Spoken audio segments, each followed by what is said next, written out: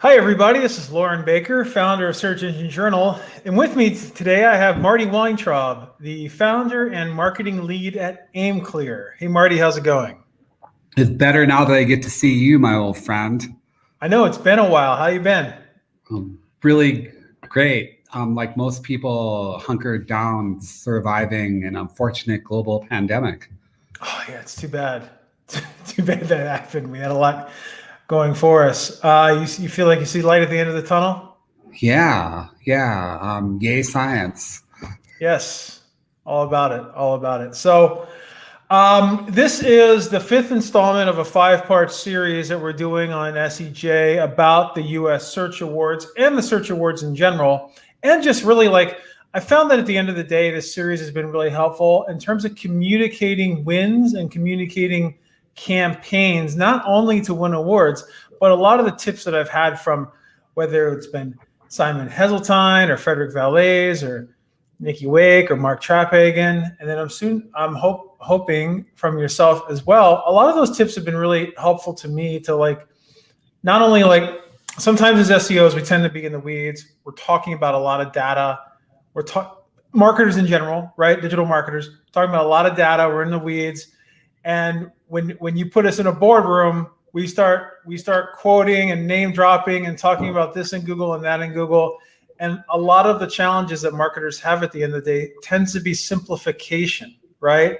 Taking everything that you do and being able to communicate it to your boss or to whoever is running budget internally at the company that you're working for or working with, or even clients and client C-suite. So that's one thing that I've found. And Marty, it was brought to my attention that AimClear has set the record for U.S. Search Award wins. Yeah, we have 17, which is at present most in American history. And that's remarkable because there's so many incredibly talented companies, and it's always a close up and down competition every year. And it's more of a testament to our wonderful clients and my gifted teammates than anything. Where do you keep all those awards? We've got a big ass case that has 6 Inc. 5000s and 17 US Search Awards. And I walk past it and I go, man, that's a lot to keep doing. Yeah. It can be. So that's awesome. So I'm happy to hear that. I'm happy to hear that things are going well in Duluth as well. But before we get started, since this is brought to us by the Search Awards themselves, and the deadline is right around the corner, let's talk about that a little bit. All right. So today's Search Engine Journal podcast is brought to you in association with the U.S. Search Awards. It's their 9th year, Marty. It's almost been a decade. Nine years. Isn't that crazy? Years. Number nine. So it's been 9 years that the U.S. Search Awards has happened. It feels like just yesterday. And this year, there are 43 different categories, which seems like I don't know if the show is going to be longer or what. I know it's probably going to be virtual this year, but 43 categories. I hope the bar is well stocked because that might take a little bit longer than usual. And judging by the team, judging is done by a team of international industry-leading search experts who follow a rigorous, ethical, and transparent two-step judging process. We've missed the early bird deadline, which was last Friday, but don't fret because this Friday on June 25th is the final deadline to get your awards in for the U.S. Search Awards this year. That's the final deadline because almost immediately. Doing this whole week, Loren. Guess what we're doing this whole week? I know. So almost immediately, judging begins. The short list is announced next month, and then finally, the Search Awards themselves are going to be held on October 7th. So for more information, it's ussearchawards.com. And with me today, I have Marty Weintraub. Marty, you're just talking about how you guys have set the world record or the U.S. record for the most U.S. record for the most U.S. Search Awards won. So that's fantastic. Please tell me and our audience a little bit about yourself, Marty, and what you specialize and what AimClear specializes in as well. So we would consider ourselves entrepreneurs and marketers. Also, I'm a photographer and speaker. I founded AimClear in 2007, and I would call us like driven. We're an integrated marketing agency, and we're great at getting customers. In those 17 awards, it was the last 5 in a row, best small integrated agency. And what makes us different in the way we think about things is how everything is performance. It's performance branding. It's performance everything. It's integrated performance marketing. And we've gotten to work with some really amazing clients over the years. We're in beautiful Minnesota. We've got a large office in Duluth, Minnesota, which is what you can see here, and another office in St. Paul. That's AimClear. Nice. That's great to hear. So by just if we can back up a little bit, by integrated digital marketing or an integrated agency, what exactly does that mean? It means how things work together. Like examples of integrated marketing would mean, okay, so we ran a branding campaign. How do we see results from that? Well, we see more direct traffic and we see a higher site-wide conversion rate. And performance marketing in that city, search pay-per-click and retargeting, is cleaning it up in average lifetime value compared to what it was before. Integrated is the way things work together. It's the effect of paid search on this, or the effect of SEO on that. And it also means sequencing messages from channel to channel in a coherent life cycle pathway to purchase. When you think about the attribution path, a pathway to conversion, integrated means that we're sculpting that in advance and on the fly to make sure that we're sequencing coherent messages from channel to channel, touch to touch, and always using data to figure out how to do that better. What's needed? How can it be more efficient? You're doing organic, paid, social, a lot of Facebook, I believe, a lot of data-driven branding, PR, everything across the board is part of that, right? Yes, like we have massive clients that are just PR clients and huge clients that are just performance acquisition in the Google and Facebook ecosystems. And we have specialty clients where they need to mash up reputation stuff in Reddit, subreddits at the same time as we clean up Google SERPs and find a way to turn lemons into lemonade. You don't want to make it worse. So yeah, it's whatever. So a little bit over 100 years ago, this quote became fairly famous. John Wanamaker: "Half the money I spend on advertising is wasted. The trouble is I don't know which half." Is that still relevant? I would say not so much for top level marketers, because the only reason to throw spaghetti at the wall and not know how it's being spent is if either the marketers don't know what to do or the system is broken. These days, there shouldn't be very much trouble figuring out which half is useful, even in light of things like iOS 14 and how that has affected things. So I would say that doesn't apply. There's always unattributable things in the marketing universe. Like in our business, Loren, we get people that give us drop a contact form in the website and say, saw you speak and this other person who works at your company speak 8 years ago, and then again in Australia, and then I read an article that you were quoted in Search Engine Journal, and then saw you speak last week at blah blah, reminded me that I've been meaning to call you about this thing that we have. Like, if that person didn't, like, how can you possibly attribute that kind of random stuff? But far and away, the vast majority of what we do is attributable somehow, or we wouldn't be allowed to continue doing it.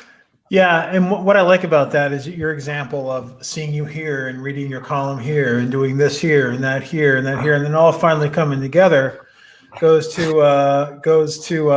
that it is an integrated path, right? There's no very, very seldom do you see a linear journey happening where someone sees an ad, clicks on the landing page, fills it out, makes a purchase, and then they continue to make purchases from there on out, right?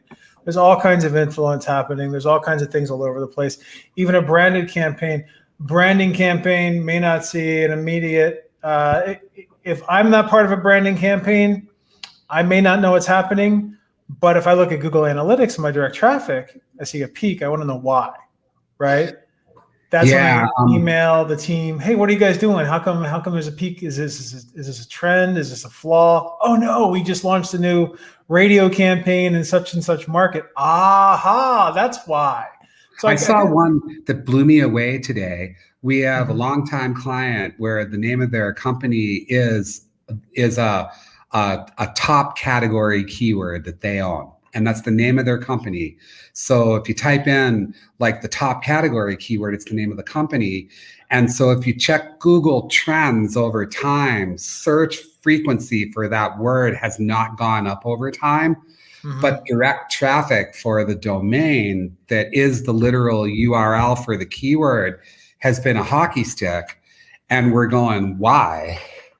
Why? Like, how is that happening? Like, why is that happening? How can search not, and it's a very interesting mashup, and there's millions of different mashups that surround it. Yeah, I think it's fascinating. Very cool. Very cool. So let's get back a little bit into what you guys do and these awards.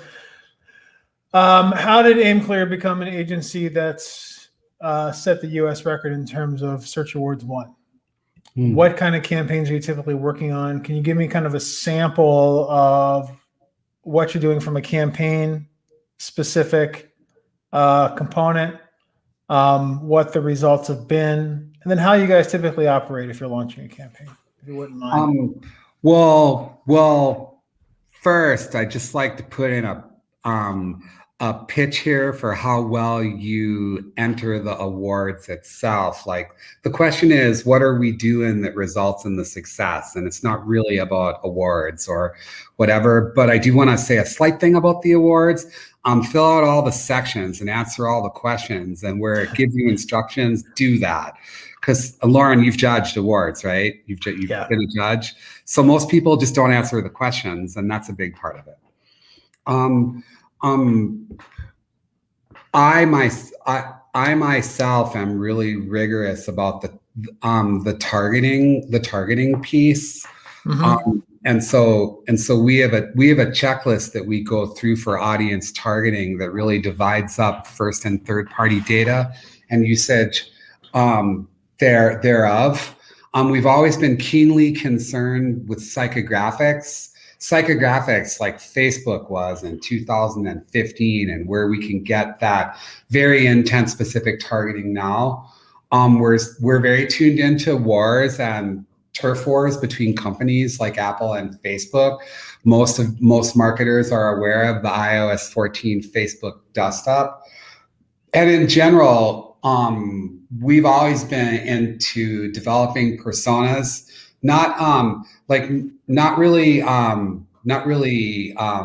personas in the past weren't really personas, they were theories. You can make real personas now. We've always been really concerned with the intersection of paid and organic targeting and how they augmenting itself. And now these days, that's also account-based marketing at the individual level. We make dossiers of individuals and we market to known groups of people. Also, these days, there's competitive engagement generators, like pull down a list of 16 tweets in the subcategory that gained a lot of engagement that maybe our competitors laid out, making a list of all the people that engaged, filtering it by words in their bio, sorting it by authority, and then making a Twitter tailored audience, if that's what they're calling it this afternoon, because it says multiple things in the UI right now. So competitive engagement generators. And we've also always believed in branding. The ultimate branding is a sale. Sell something, I know you branded that thing. And branding is actually the ultimate no cookie targeting as well. So for my part, I always want to make sure that we're just like targeting the right people as the first step of it. Got you. Got you. So, in terms of defining persona and putting together those target audiences, where would you recommend someone starts? Whether they're running a Facebook ad campaign or whether they're launching a blog and they're trying to figure out who to write for or what to Great write question. Well, ultimately, your audience research needs to be about segmenting your data by who they are, persona, and intent, what they aim to do. We can talk a lot about the miraculous cluster, Frank, of first versus third-party data and third-party data made from first-party data and additional filters and all that. But leaving that aside, we have a checklist that we go through when we do our research. First, we look for integrated search and psychographic. We want to know what they're asking for and who they are. And then the big thing, like what makes targeting is if you could serve an ad to them or send an email to them or reach out to them. And if you can't address them with some kind of paid or organic media, it's not targeting. It's bull. It's bull. It's not targeting. It's a theory. It's who we think the personas are. So we undertake integrated search and psychographic research, and then we want to know where we can target them.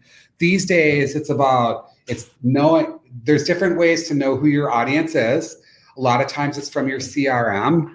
There's tools now where we can reverse engineer email addresses in a CRM by third-party display inventory that includes intent. So we have a list of emails and we know that 60% of them drive this kind of category of car, or they like this media, or they're gonna buy contact lenses or something like that. So we identify any audience data targeting lists that the client might have.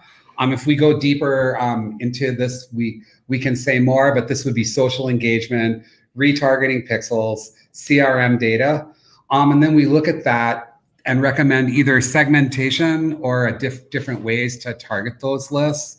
And we look through data to figure out what they have, of course. Now we're heavy into programmatic data partners research, names like Axiom and Epsilon and a million others. And then OTT, over the top, whichever initials you decide to ascribe to that, which means Roku or other set-top things. We're at a place right now where an agency our size, or any company for that matter, can decide, I'm going to take a layer of psychographics, like they're out of work truck drivers, and then serve videos on ESPN, maybe when they're watching a fishing show or something.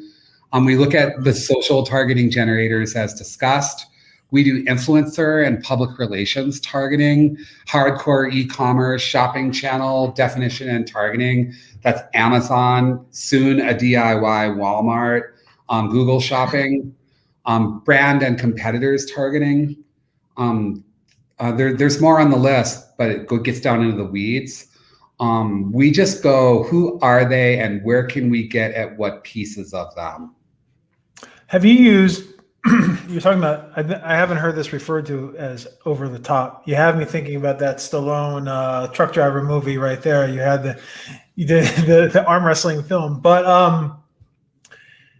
over the top, OTT or CTV, whatever advertising, whatever you want to call it.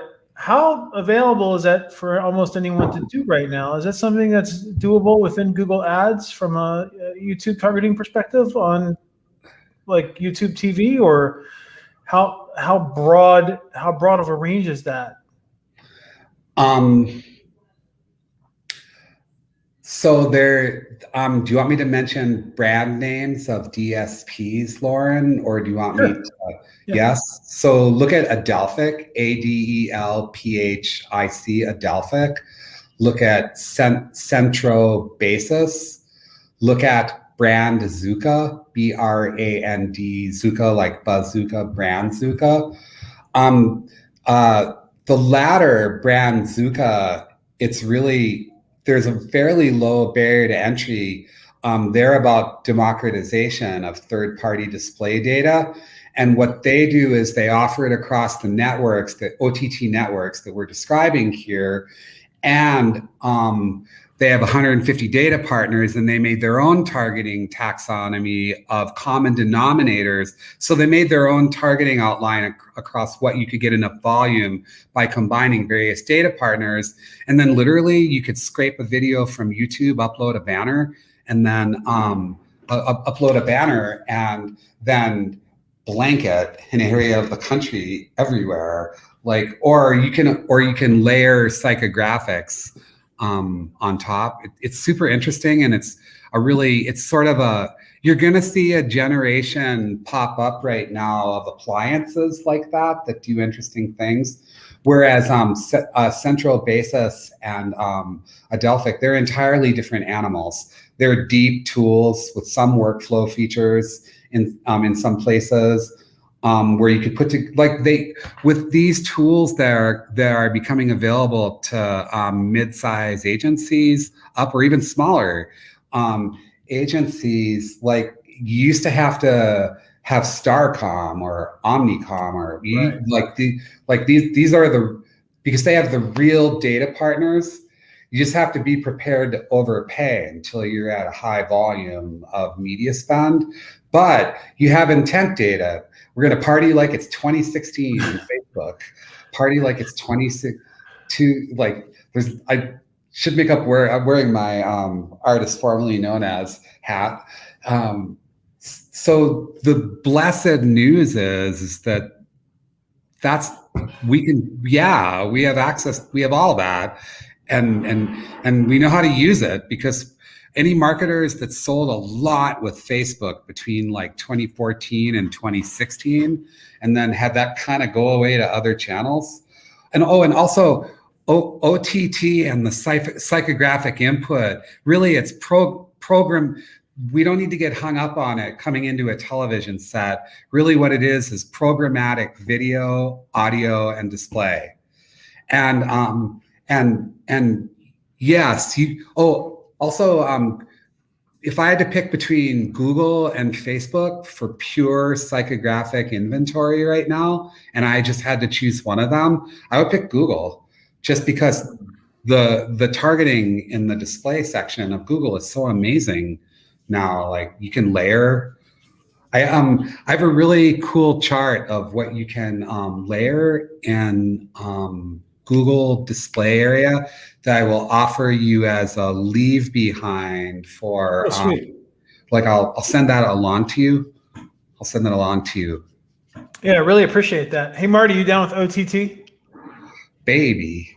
Yeah, you know me. Okay. Baby. Awesome. That's really interesting to hear. You know, I've been following this a bit, and what's interesting to me is that, first of all, the thought 5-10 years ago, the thought of buying a commercial was something that was just like so out there, right? Like, buy a commercial where? On a network? How do I do this? Are there rate cards? Do I have to put together a production? How does that work? Yada, yada, yada, right? And then the fact that, let me share this. The fact that you can do it and not just target a demographic network, so to speak, but target where the person is online. So, yeah, Marty, you're sharing your screen right now. Yeah, you have to ask. Like, here's so this is Adelphic. Hold, let me go full screen here. Like, these are examples of the data partners: JD Power, Nielsen, Oracle, Newstar. Amazing stuff. And the question becomes, when does that add extra perspective? Look at this. This is one of the targeting clients. So you could serve banner ads or videos to paid or unpaid persons serving in healthcare settings who have the potential for direct or indirect exposure to patients or infectious materials, including body substances, e.g. blood tissue, and specific body fluids. Contaminated medical supply. That is some pretty specialized data. Here's another data partner: data for all things home buyers, home sellers, and home ownership. And where do they get it? I don't know, Remax, Caldwell Banker, Century 21, and Southby's, just like bite me. Like, that's amazing. I mean, and you could take that data, and if you take the distribution network, like, okay, so what does it mean if you show a video on Fox then, or Fox News?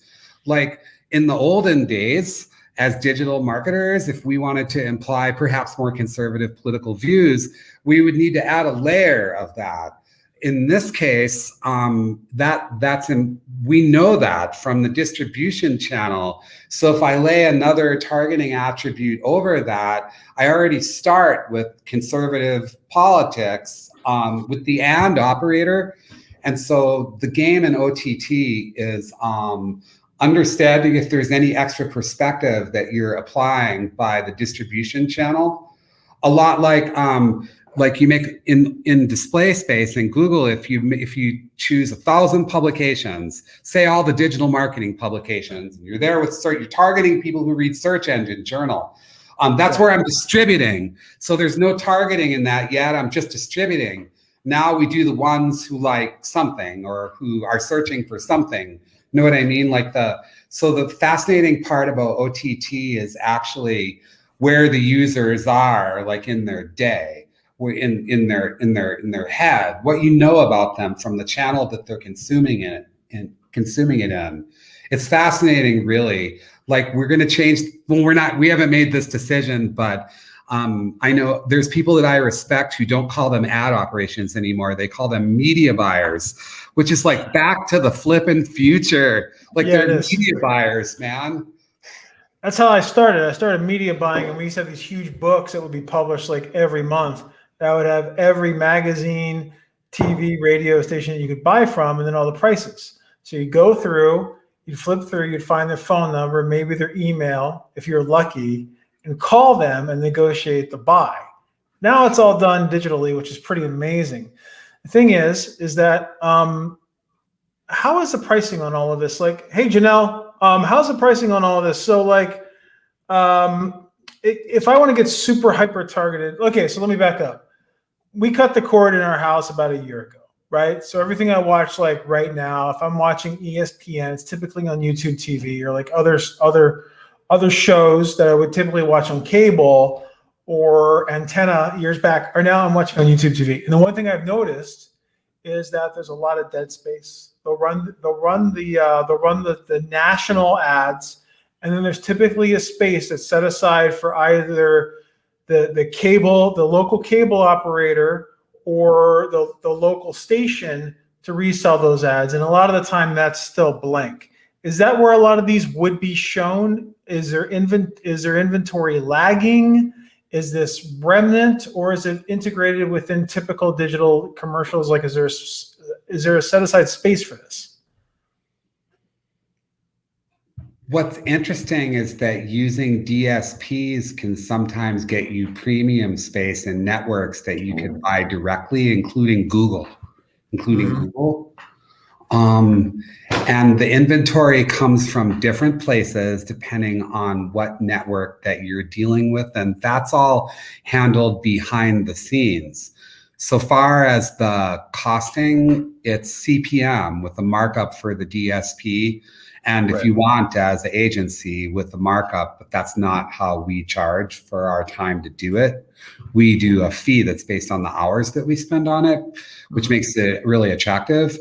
And so the cost is it can range from traditional banner video space, which can be pretty inexpensive, to very expensive, depending on the competitiveness of the space.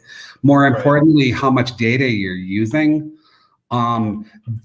These days, DSPs are various degrees of transparency for how much you're paying on a markup for them being the middle person on the data.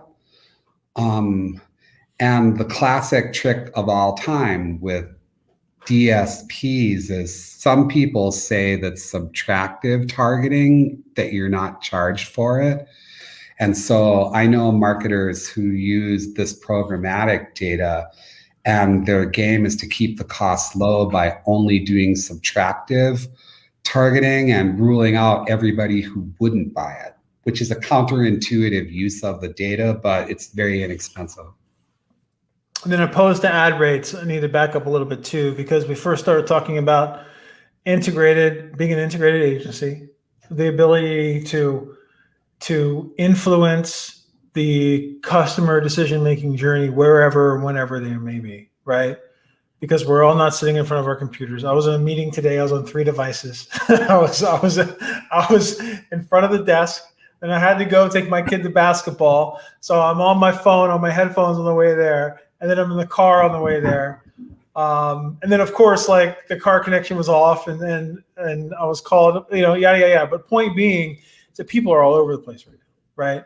So with just like you have retargeting, where someone does a search on Google or somewhere else, a different engine, Bing, Yahoo, maybe not DuckDuckGo, but and then they go to the page and they'll get ads to the rest of their journey until they've bought the product, and then many times even after they bought the product.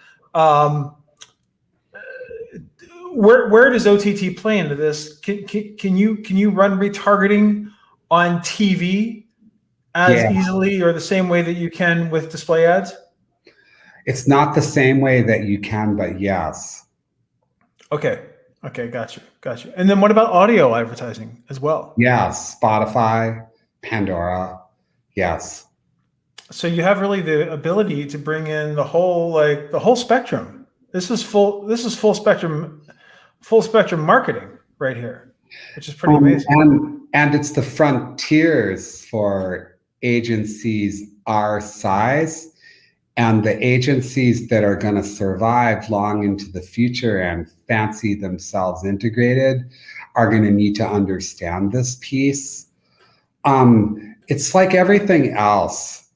As a marketer, if you say, what's the most efficient way to sell something now? And for me, the answer is always going to be paid search. Just if we're not talking about cost, if people know how to search for it, as opposed to a category defining product where someone wouldn't know how to search for it. But if there's search inventory, just as a marketer, I think that the easiest way to sell something is when somebody is asking for it now and it has shopping intent, like shopping centric search intent. Like really, if you could only do one tactic in the whole world, you'd have to consider that. There's some niche products where you could get them with social or display inventory and it works just really great. But if I had to choose between one platform or the other for the rest of my life, I can only use one on a desert island, and it was Google or Facebook, I'm going to pick the Google ecosystem because they have everything inside it that I need. There's usage of my first party data. There's usage of my first party data to target people. There's search intent. There's psychographic display inventory.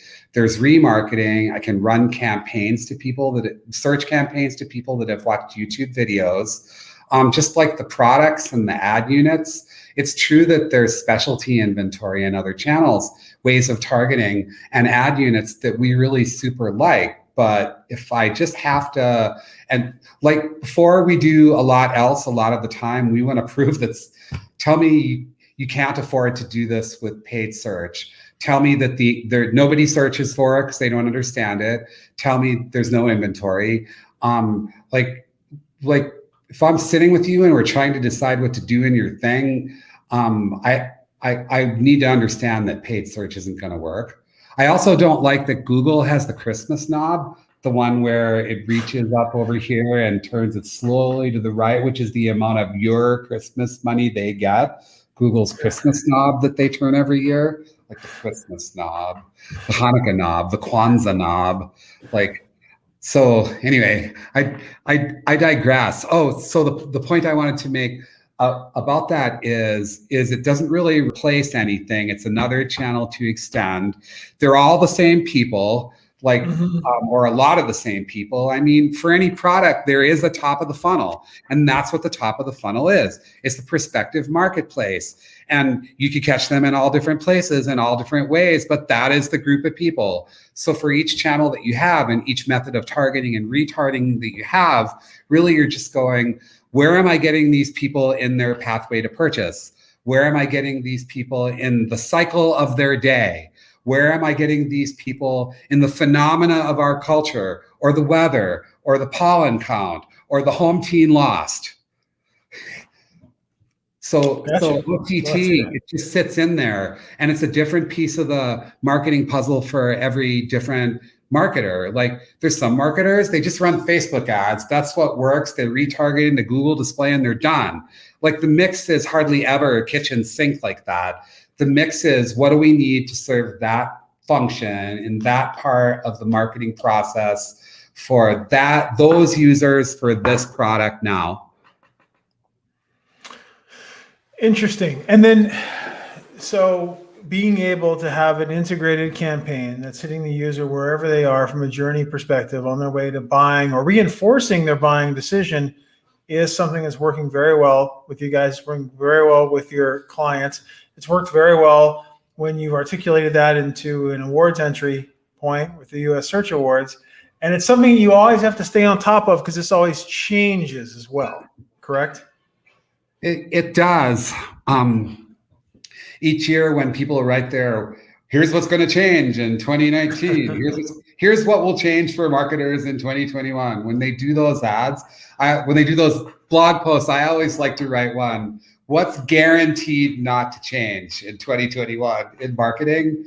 And what's guaranteed not to change is that these wars are won with products. Laura LePay said, the best SEO is a product that doesn't suck. Like, the best marketing is a product that doesn't suck. And here's how it works. This is the universal truth, Loren. You could have a product that it's just miraculous and everybody wants it and you're the only one. Your job as a marketer is to not to screw it up. Or else you could have something, it's kind of the same as everybody else does, or lots of competition, maybe costs the same, maybe just a little more. People don't love it, it's mixed. It just kind of sits there. It's a pretty good sized market. There's competitors. And then whatever your vertical is, that's not actually the business that you're in. You're in the marketing business because it's all the same stuff, and the best marketer wins that. And then you have a product that, I don't know, it's subpar, like it's a monkey product. It's pretty dumb. And you could even sell that if you're a good marketer. It's just, you can't wrap a turd up in a bow and expect to get resales. So the universal truth of all of this about it changing is that really, it's like Michelangelo said about the sculptor. It already exists in the stone. And the job of the sculptor is to remove the barriers between the outside and the beauty.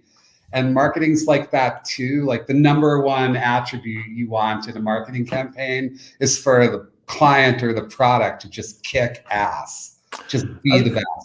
I learned that the hard way in one of my first campaigns I ever did doing my independent consulting. I took on online reputation management for a national flooring and carpet company. And my plan would have worked had they stopped dropping people's furniture and breaking it when they were moving it to install the carpet, had they actually installed the correct color carpet, had they actually and been nice to the customers when they called up to complain. Yeah, exactly. So ORM can work, right? Online reputation management can work, SEO can work, but at the end of the day, really, you don't want, it's not a 2 steps forward, 1 step back, or 1 step forward, 2 steps back scenario where you're constantly pushing that. I mean, analogies aside, you're constantly pushing that boulder uphill, right? And you need to get a little bit of support, or if you can, make better decisions upon what kind of work you're taking on.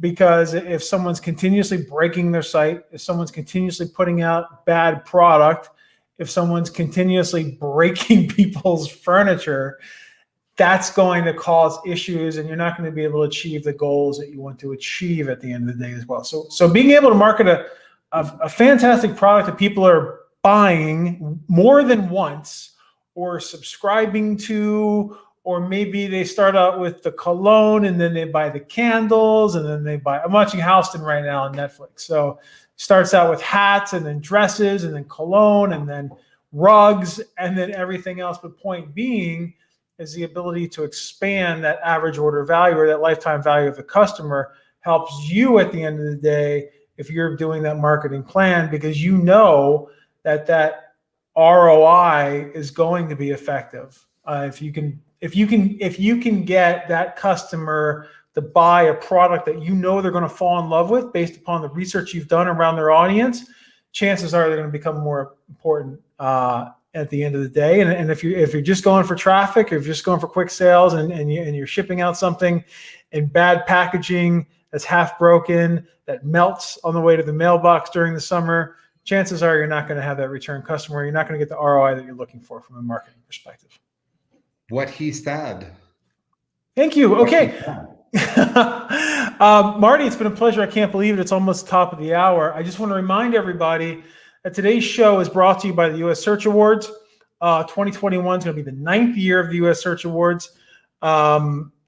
The final submissions for all 43 categories are due in. That's SEO, PPC, digital marketing, and content marketing are due in by June 25th. So that's this Friday. And then after all entries come in, after less than 3 weeks, there's going to be a judging session. And then the short list is going to be announced on July 16th. You ready for that? You ready for judging? Are you judging still? I get to judge the European and UK Search Awards every year. That's a nice trade-off. And so because we enter US, and also awards are important just because it just means that you have success with your stakeholders, your brand that you work for, or the agency's clients, or I was aware that the Search Awards were sponsoring this, and like they're amazing. Like they do so much for our community. Like I don't need a sponsorship to tell them something to say that. I love Nikki Wake. I think she's awesome. That's true. I had a great time talking to Nikki the other day. It just blew me away. And especially like what's impressed me about what she's done is she found something. She got into this 9 years ago, at least in the US, and there was a void. And there was a void in the UK beforehand in an industry that's been around for 12 years. And she was able to come in and then dominate the space, right? So this doesn't happen very often. So it was really nice to see that. Marty, it's been a pleasure. How have I been doing on my disclosures? I know you're really big into that, like sponsored content and disclosure. Am I disclosing enough? I think you're above and beyond the call of duty. Dear FTC, Loren discloses. But one thing about Search Engine Journal is that I don't think you've ever taken advertisers or sponsors for stuff that sucked. Like the reason that Search Engine Journal is successful is because it's really good, and because it has a lot of integrity, and the founders have integrity, and like it's never a problem to just like it's a feather in your cap to have the Search Awards sponsor your stuff, Loren. Thank you. That's great to hear. That's great to hear. Yeah. And funny enough, we do turn away quite a bit of advertising. I'm sure you do. We don't take every client either. We don't. Yeah. So I'll say it back to you, even though you're the host with the most. I love you guys, and it's so nice to connect with you at the end of the dark tunnel that we've been in, and wishing all our kindred marketers the best of reemergence, and reminding that the monarch butterfly, the chrysalis, evolves from the cocoon, and whatever the order is there. Welcome back to the world, and you're all so fine and smart and beautiful. Like it'll be just really great to see you in person again. Agreed. Same. I can't wait. So that is a great way to end things today. Marty, it's been a pleasure. Can't wait to talk to you again. It's been great catching up with you on the show and beforehand. To everybody else who's been able to tune in today and to live on YouTube and Facebook and Twitter, and to our those of you that are listening via your podcast app of choice, thank you so much for tuning in. Thank you, Marty. Thank you, U.S. Search Awards, and thank you, SEJ team, for making this happen. Anything you'd like to say before we say goodbye? Someone's crying, my Lord. Kumbaya, oh Lord.